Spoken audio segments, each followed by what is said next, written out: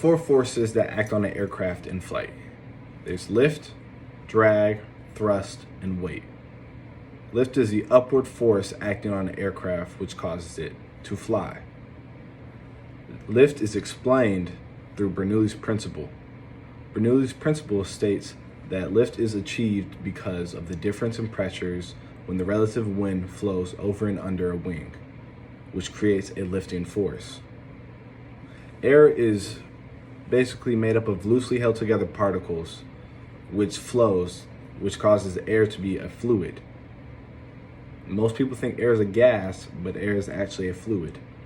Because the angle of attack is a factor that affects both fuel economy and the aircraft's performance.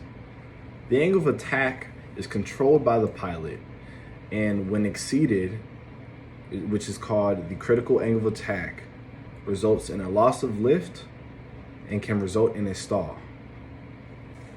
Drag is the force opposing lift.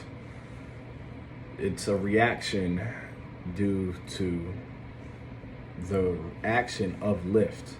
As explained in Newton's third law, for every action there's an equal and opposite reaction. Drag is basically the force slowing the aircraft down. There are two types of drag. There's parasitic drag and there's induced drag. Parasitic is drag that increases as the aircraft goes faster. This is caused by damages or imperfections in the skin of the aircraft called skin friction drag. A stall is a disruption of airflow across the wings, which results in a loss of lift, which results in the critical angle of attack being reached. Pitch is a factor controlled by the pilot. Pitch is controlled by the control yoke in the aircraft when you pull it forward or if you push it. Pitch is the angle of which the aircraft is at on the longitudinal axis. It controls if the aircraft is pitched up or down. Pitch controls the angle of attack, which is the angle of the wings to the relative chord line or to the relative wind. So this controls airspeed. Airspeed, or when an aircraft is pitched excessively up, this results in a critical angle of attack being reached, meaning that the angle of attack has increased so much that there's no more air, there's no more wind that can flow over top of the wing, creating the lift force. This results in loss of lift. This results in the aircraft nose dropping because there's the lift. The aircraft can't fly no longer. There's nothing producing the aircraft to go up. So this drops the aircraft. And how do you cure a stall? Is by simply pushing the nose down and pushing forward on the yoke. This causes the aircraft to pitch down, causing more air or more wind to flow over the wing, creating a lifting force, also causing the aircraft to speed up, going faster. The aircraft is more probable to stall when the aircraft is at a slower speed.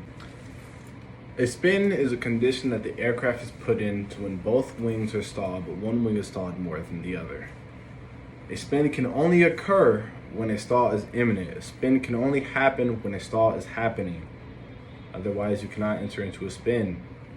Spins are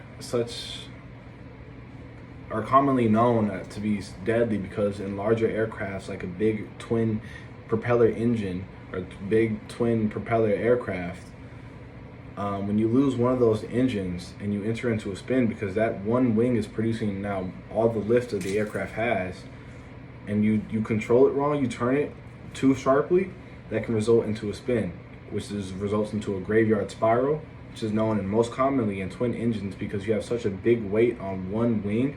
When you get into that spiral, there's really no stopping that. Like you need 5,000 feet of altitude just to recover from that.